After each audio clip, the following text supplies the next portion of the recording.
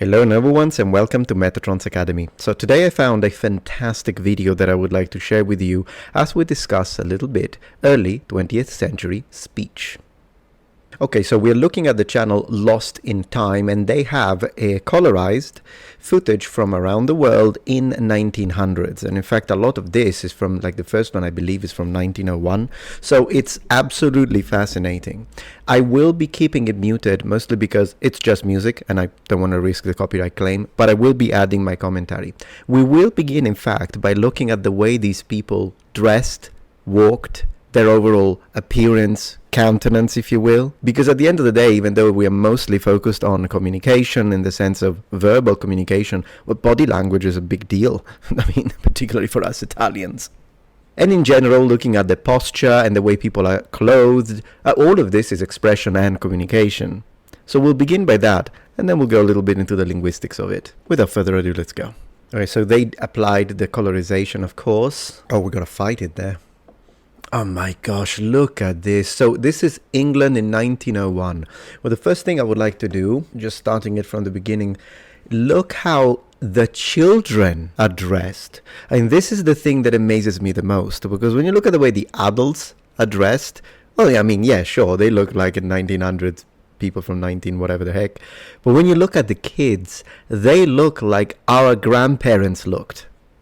And it really makes sense. So from our perspective, when we look at children, look at them. When we look at children, this is in England, dressed like this, it looks like they're dressed like old people. But they're not. The reality is that our old people were dressed like they were as children. That's the reality of it. And it really takes a moment to realize that. Look at the boy on the right, he's posing, and so is the one in the middle, but particularly, yeah, they're both posing. I think this is because, once again, this is 1901. So for these people, maybe they were getting used to the idea of, photography and whatnot, but the idea of motion, film, this is new. So this kid is doing what you usually do for a photograph. I mean, isn't that interesting? If you really pause for a moment. I will continue. Of course, the colors are still a little muted. You would have to imagine if we actually could go back in time, trees and the reds and all these colors kind of make it look vintage. Look at the hats. This is Northern Ireland. Look at the hats. This is one thing we lost and we should absolutely bring back. A hat, regardless of the type, really completes the suit, jacket, shirt and tie. Another massive difference that we see, this is Barcelona 1902, is that there is a stark difference in the way men and women are dressed. I believe this was already kind of gone when I was a kid in the 80s and 90s, because probably even earlier than that, probably the 60s is when it started to get to a point where, girls were wearing jeans and t-shirts like boys, so you can sort of, but this is still a time when there is a, look at the women on the left, and then compare them to the way so you still have long dresses, and then the guys instead, they're all in basically jackets and suits of various qualities, depending, of course, on the financials. Look at every guy has a hat. Ooh, oh goodness gracious. Are they okay? Yeah, maybe a little embarrassed, I suppose. Well, here we are looking at this 100 years later. Okay, so this is India. Thing is, while this looks fascinating to me, it doesn't feel vintage, although it probably does if you're Indian, because I don't know what the heck India looks like now. Like, I've never been to India. I've seen a few pictures from my cousin because she has been to India. She speaks Hindi. But yeah, I'm sure that if you're from India or you've been to India, this looks, oh my gosh, this is so vintage. More than vintage, in fact, this is 100 years. I don't know. So I can't really make that comparison, unfortunately. What else do we have? China in 1910. All right, so we're back to England now. Look at the little kid. It looks a bit like I don't know, is he a little bit of a sailor maybe? So we have military outfit on the left and then the guy on the right. If you think about it, I mean, the guy on the right, yes, the raised collar looks old from our perspective, but the coat, you could still wear that today. I mean, a very distinguished situation, of course, plenty of horses and all around. This, I mean, is this tram being pulled by horses? Gosh, I was not expecting that. Oh, look at that hat. Ooh, look at this hat. It's Scrooge, right? It's his hat. There is something about how shiny it is. I don't know, I like shiny things. I collect medieval helmets. I don't know what to tell you. If you're enjoying this video and you would like to support the productions on this channel, do consider that I just dropped my new Metatron plushie. This is me. Hello, number ones. Limited pedantic edition. Look at the feet. Link in the description below, available for a limited time only. Thank you for the support. I would wear that. I would 100% wear that. And the mustache. Oh, it's the fight. Are they real? Do they mean it? I don't know. He's laughing, the guy on the left. They're having fun. They're having fun. With a little pugilistic. Okay, let's have a look at their guard, in fact. I'm surprised that he's keeping his hand low. I was expecting this. Like the old school guard is still a lot lower than this, since the rules of boxing, pugilism were completely different. Although then again, I think at this time body hits were more common. Were they even allowed to hit the face? Probably not. Who's gonna win? Oh, nice body, nice liver shot. That was a good. Oh, he went down.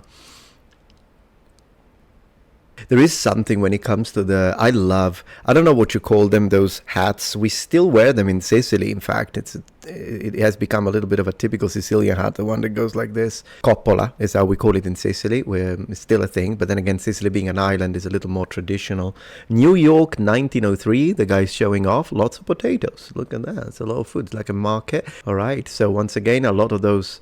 We should bring back the hats. I'm just going to keep doubling down on that. Even the shirts, though, the collars. Did you notice one more thing? Everyone smiles. Ooh, Japan. I'll get back to the smile again. Okay, yeah, all right. So, Japan, if you look at the hats, you can tell that the hats that people are wearing, they're getting westernized, but they are still not as westernized as they are today, where they just wear pretty much Western clothing. Interestingly enough, as we can see in 1901, as someone who has lived in Japan, they still dress like this, sort of, but they dress like this during special events, like if they have some kind of festival, for instance. But it seems like they would probably dress like that normally. Where is this? Manchester. I've been to Manchester. Didn't look like this. Everyone walks with a straight back. It's another thing I'm noticing. And of course, not even a mobile in sight. No cell phones. If they could do this to us now, oh, that's lovely. That's in China. If they could do this to us now, probably most people would be like this. Here we've got people living the moment. All right, here we are in Denmark. You know, another thing that really sort of, look at that woman in the middle. How well dressed. Very well put together. She seems, does she have a problem walking, or is it? Even the hats for women, I think, look amazing. And this younger woman, a young girl here on the left, is very well dressed. So one other thing that strikes me when I see this is that every single person that you see walking around, adults and children alike, they're all dead. Because, of course, if this were footage from the 1940s, 1950s, people will be old, but they would still be alive. And technically, even someone from 1925, they would be 100 years old, but there are some people that are still alive. But 1901, they're all dead. Not even a single person that you see in these frames is alive. Look at that, though. Look at how she's dressed. Again, now we have a similar situation to what we saw a moment ago with the guy, with the children, the male children. This little girl is dressed like an old woman today. Well, in fact, not even today. An old woman from when I was a child. That's how they would dress up. And we always thought, man, that's how old people dress. It's how they dress as kids. I don't know why, but this is mind-blowing for me. If it is for you as well, do let me know in the comments. See, we can't do this anymore because we don't have hats. This is New York. Lots of trams, I suppose, man. Those things are packed. I do actually see, apart from the fact that the colorization method is a little bit of a reason for it, but it doesn't look like people enjoyed wearing blue, greens, yellows like we do, and people in the Middle Ages did. So the reality is that even though oftentimes when we represent the medieval period or the Viking Age, ancient Rome, and we dress everyone in brown and black, and some whites, well, the reality is that they were wearing a lot of bright colors, as much as we do, in fact, possibly even more. Whereas if you want to see a lot of black and whites and grays and some brown, well, there you go. 1900s. You don't need to go to the Middle Ages. In fact, the Middle Ages would be a lot more colorful. If a medieval person could see this, they would think, well, why aren't they wearing blue and red and yellow and all that? Like, they would think that. Isn't it fascinating that we have applied something that is a lot closer to us to the way, to the medieval period when it would be inappropriate and anachronistic? Okay, this is amazing here. Maybe there are a little bit of blues and yellows on the left, and they're just a little dulled out from the colorization method. The English royal family. Okay, so as we continue now, I'd like to discuss a little bit the way these people would have sounded, because I know that you enjoy the linguistic aspect of it too. I remove myself so I don't distract you. First and foremost, one thing that we have to realize is that oftentimes when we do make these analyses on how people spoke when it comes to the accent in the late 19th century and early 20th century, we have to consider that oftentimes what we hear when we listen to a politician or an actor or a professor or in general educated people is that they are using what is called a standard public speaking accent, which was taught by elocution teachers at school. So that doesn't necessarily represent. It's good to give us an idea of how some people talked, but it's not a great representation of the entirety of the population. So after we have watched all of those little kids walking around, how would they have spoken? But clearly there is going to be a lot of regional variety. Someone from England would have not sounded the same as someone from America, but believe it or not, there would have been some distinction and some common characteristics. In other words, in this period, the differences between American English accents and English accents weren't as pronounced as they are today. Now, I don't know if you noticed, but earlier on during this conversation, I actually pronounced a word in a way that I usually don't, and I did it on purpose to see if someone would spot it. I said again instead of again. Normally, in my common parlance, I would pronounce it again. But interestingly enough, in this period, one thing that we notice from, oh goodness gracious, they need to be careful with their car. In this period, one thing that we do notice, and we also notice it at the end of the 1900s, is that again was the more common pronunciation, at least in educated speech. That is because, and the way why we can know this, even if there aren't that many recordings that happen to use that word, is because of how poetry, sometimes alliteration, but most importantly rhymes, worked. There will be sentences such as, "Quick, for I see his face again, glaring in at the window pane." Or, "And when I ask with throbs of pain, ah, well shall they all meet again."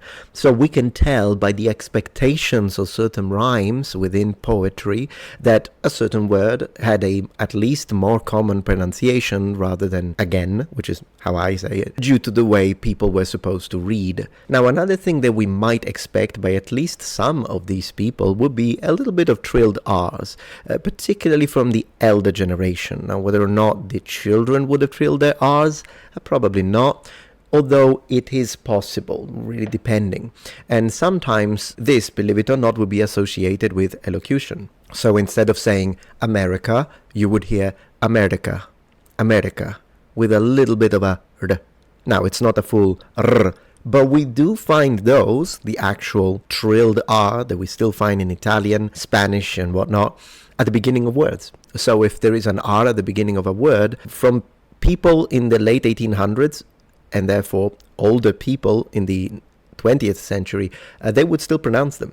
So yeah, it is very likely that if we were to actually hear people speak right now, as we see these images, we would hear a lot of R, both in England and in America. Although by 1902, it's very likely that much of that would be starting to sound old school. In general, analyzing these accents involves a lot of historical linguistic data, and unfortunately, when it comes to the common people, there isn't a lot of it. I wish they did.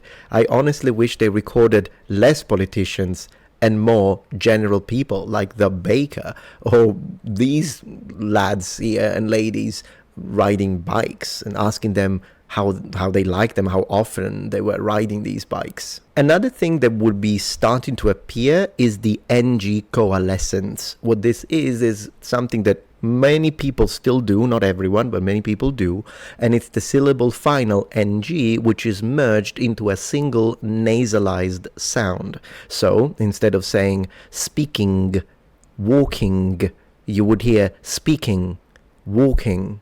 And this tended to transcend regional varieties in accent. Also, a lot of H's would be fully pronounced and somewhat aspirated. But of course, something we have to remember is that just like today, regional variety would influence the linguistic aspects that will be found in some accents instead of others. For instance, the trap bath split which is still a thing in British English today, at least in southern varieties. In other words, the word cap and laugh do not rhyme. However, this is mostly a southern thing. All right, but this was a little bit. If you're interested to go going even deeper into this kind of analyses, then do let me know, and I will absolutely continue. And do share this video with anyone within friends and family that you think would enjoy this type of deep dives into time capsules. But for today, I'd like to leave it at this. And again, I want to say again, I would like to say thank you to the channel Lost in Time and your Wills for colorizing this and providing this footage. And you will find a link in the description and as a pinned comment. Thank you very much for watching and joining Metatron's Academy. Bye.